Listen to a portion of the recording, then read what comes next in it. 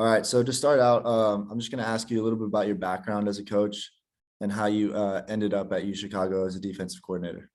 Okay. All right. Well, yeah, I am a 2003 graduate of Wartburg College in Waverly, Iowa. Had a great college experience there. From there, I went to Carroll College, which is now Carroll University in Waukesha, Wisconsin. I was graduate assistant on defense. Our head coach there, the head coach there at the time was Jeff Voris. Had a great 2-year experience up there, learned a lot. And then from there, my first full-time job was at Aurora University in Aurora, Illinois, Division III school, and was there for 9 years. Had some really good teams. Some of those years, some really good defenses as well. You were there as the D coordinator? I was there. So my first, I was there for the first, would have been 2 or 3 years as the defensive line coach and special teams coordinator. Okay, And then gotcha. from there, I was promoted to defensive coordinator in 2008. And then, so I was there till 2013. And then connection with our previous head coach here, Coach Wilkerson, and Jeff Thorne at North Central got me to the University of Chicago in the fall of 2014 and have been here since, and just thoroughly enjoyed my time here and really enjoy this place and this model. Yeah, nice. So I was doing a little research and I read that you guys are a top ranked defense in Division III. Yeah, we were fortunate enough to be ranked in 5 categories in the top 10 this past year. And again, a lot of times when you talk about, statistics, certainly they're complementary. So I think some of the reasons why we were so good on defense is because we were really good on offense too in certain categories. So and how you practice. So both our offense and defense finished in the top 10 in third down. So third down efficiency on offense and then third down defense. And then obviously we both finished in the top 10 in total offense and total defense. And then there's some other categories in there, passing yards allowed, we were second. First downs allowed, we were in the top 5. And then in pass defense or pass offense, pass defense efficiency, we were in the top 10 as well. So we're really fortunate to have a great year and guys bought into what we're trying to do and had a great year. Yeah. So it's kind of a credit to the offense as well. Yeah. I think anytime, football is funny. It's you really feed off one another. And right. I think there's a lot to be said about playing complementary football. It helps everyone. It doesn't, just because I think a lot of times you see, a lot of teams offensively that are just incredible numbers and, but, they're on the field a lot. They play a lot of snaps, which in turn can then maybe put the defense in a bind. Everyone's got their own way to doing it. There's right. No right or wrong way. It's just, I think that, playing complementary, off one another and obviously add in the importance of special teams.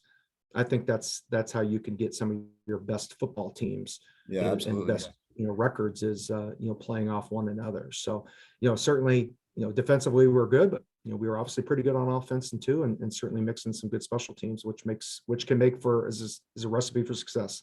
Yeah, there you go. All right. Well, I'm gonna switch the topic from the defense to kind of a recruiting standpoint. What's your role in recruiting young athletes? So my role here in recruiting is in 2000. So I came here in 2014, and then in 2016, I became the recruiting coordinator. So in that time, coordinate, obviously with the head coach in regards to, what he wants, messaging wise, whether it's, social media, emails, things of that nature. And then, connecting with guys to set up game day visits, setting up, our official visits and recruiting, territory management, where we recruit. Yeah, that was something I was going to ask as well. Where's the main area you guys recruit out of? Is it West Coast? Well, we're very national. So we're not just one, area or another. We really do recruit, nationally. We have kids from the East Coast, Florida, Texas, California, Wisconsin, Iowa. I mean, we really do have, we are a national university, and we attract, the best and the brightest from all across the country. So it's great. I enjoy seeing the kids from the different areas of the country interact because, hey, one place calls, Pepsi soda, one calls it pop, or, just funny interactions that you see from people, north, south, east, west, coming together, as a team. Those are fun interactions to see. Yeah, it definitely builds character as well, I'm sure. Yep. So is the process different for recruiting high school students than like to transfer students? Yeah, I would say, for us in the high school, recruiting process, we start, really in their junior years, and really trying to develop those relationships that explain, the fit, whether they're fit or not a fit, or vice versa. We stress to them finding their fit. And I think, and then when obviously in the transfer end of it, you've got guys that have been some places, forever, for 1-2 years, that are looking maybe for a new home. Not something, we've not had a lot of transfers, but I think maybe because of COVID and some of the things, with some additional years of eligibility, you might see an uptick here in the next year or two with, with transfers and probably grad transfers, guys that have maybe finished their career and want to go, obviously we've got some incredible post-grad programs here that people, Right. are applying to and want to get into. So, if they have some eligibility, we certainly will meet with those kids and, see if they're a fit for our program and, go from there. But, certainly very different recruiting timelines. And, we kind of go from there and trying to find the best fit of players for our team each season. Nice. So coming after some pretty solid seasons, do you have any expectations or goals for this upcoming season? Yep. Well, I mean, anytime you talk about, I guess me personally, I don't necessarily talk a lot about, goals. I just think there's so much that is, out of our control at times where, arbitrary goals sometimes, can, be defeating in ways. So I really like to talk to our guys about, on defense, about just, controlling the controllables, and committing to being better today than they were yesterday. And Bill Walsh has wrote a book a long time ago, and something he stressed about, just, the score takes care of itself. So if we can, we have control over, the kids have control over their attitude, their work ethic. And if they can just focus on being better each day, when it's all said and done, and if that all adds up, we're going to put our best foot forward and look up at the scoreboard at the end and see how we did. Because again, I think if we can focus on the process of getting better, like Bill Walsh said, the score takes care of itself. So, certainly we have expectations. We've been very close the last, 3-4 years.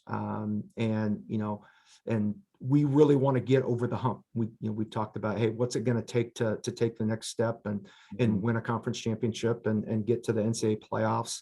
And, I think the one thing around here that we talk a lot about is it just takes it's going to take more work and, continuing to hold one another accountable and getting to the point where, players can, approach one another and say, hey, we know that, as a team, we have a lot to, accomplish, help us hold up, your end of the deal and let's all move together as one. And, I think that we have a lot of, potential in front of us, but we got to take advantage of it and just continue to work harder each and every day. Don't take anything for granted. I think, one thing that really galvanized our team this past year was knowing that they had a season, deleted because of the pandemic. Right. And I remember that. it's so quick. You feel like you have something and all of a sudden it's gone in regards to game opportunities, and you've lost a quarter of your college career, like that. So I think that, Yeah. our kids, and again, it really kind of gets back to the focusing on being better each day, focusing on the process of getting better. And if there's so much, like I said, that you can't control, control what you can control and make the most of every opportunity you have, because you never know when it's going to be over. Yeah, I like that. Did the players lose a year of eligibility because of that? They did not lose a year of eligibility. Okay. So, all the kids in 2000, obviously it was been the 2020 season. Yeah. We had 19 seniors that ended up, great class of kids that, ended up, a lot of them had jobs lined up. And, certainly at the University of Chicago, it's, we want to provide balance in the athletic, academic and social side of things. And, the types of jobs that our kids are getting, it would be, it's tough to say no to that job to come back, for one more year when they have so much potential in that position that's upcoming. So, all the 19 of our kids went on. A couple of them went on to grad school, in a few different places, but all of them went on. So the kids that, obviously were, first years, second, third years, they could come back. We have a few that are looking to do that. I would say, by and large, though, the most of them, again, kind of getting up, a lot of them do have jobs that are going to be moving on, and certainly wish them the best, because, that when you come to a school like University of Chicago, the outcomes and where you can be post-graduation is one of those reasons. So we obviously want those kids to do well while they're here, and then also once they leave. Yeah, absolutely. All right. Well, I know you're a busy guy. You probably have a lot of stuff to do, but before we end this, do you have any advice for any high school students that are looking to sign to a school? Yep. No, my advice is, and it's, funny, I turned 40 this past summer, and it just doesn't seem that long ago that I was going through this process. But I think my number one bit of advice is you've got to enjoy the time. I look back at looking at all, I remember I grew up in Southeast Iowa. I visited a lot of the Iowa Conference schools and a few other different places when I was growing up there in my senior year. And I just remember it, very vividly, going with my parents, and or maybe mom one trip or dad one trip, and just really enjoying that time, with them, and then obviously seeing a lot of different campuses. So I think, understanding that it's a great time in their life, they've got to enjoy it. I think that, I know it's a stressful time, but really, making sure they enjoy it. I think building relationships in the recruiting process is really important. Enjoy those relationships. I would also say that fit is really important. It's something that we talk about with our prospects. Is fit. Do you feel like you're a fit within the university? Do you feel like you're a fit within our team and our players, our coaches, our styles? That's important because you don't want to get somewhere where you don't fit, and that's the college should be one of your best times of your lives and your life, and you want to make sure you take advantage of that. I also would encourage kids to look at the outcomes. Where, Right. and when I say outcomes, is where are your graduates going? What are they doing once they leave the walls of the university? I think that is an important piece.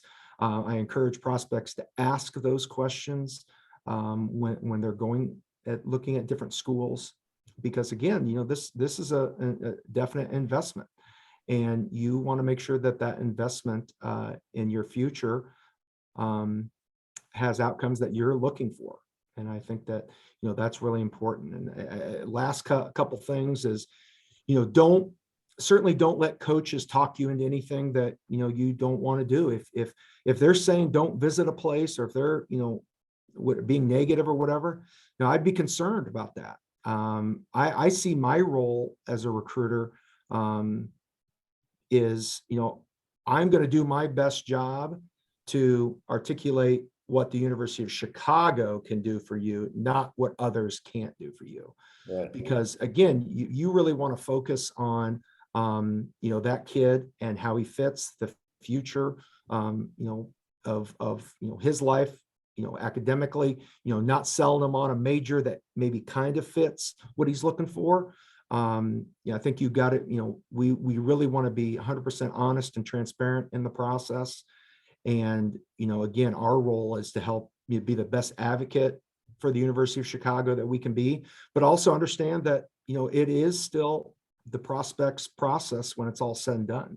That's a decision that they have to make sure that they feel comfortable. And like I said, it's our job to be there to support them in any way possible, because again, you don't want to get yourself in a situation where you get to a place and you're like, holy cow, this is totally different than when I was there on the visit. That's not good for anyone. So again, like I said, the last bit of advice is, our role is to, be there for the prospect and giving them the information that they need to make a decision that they can make for themselves. We're not making it for them.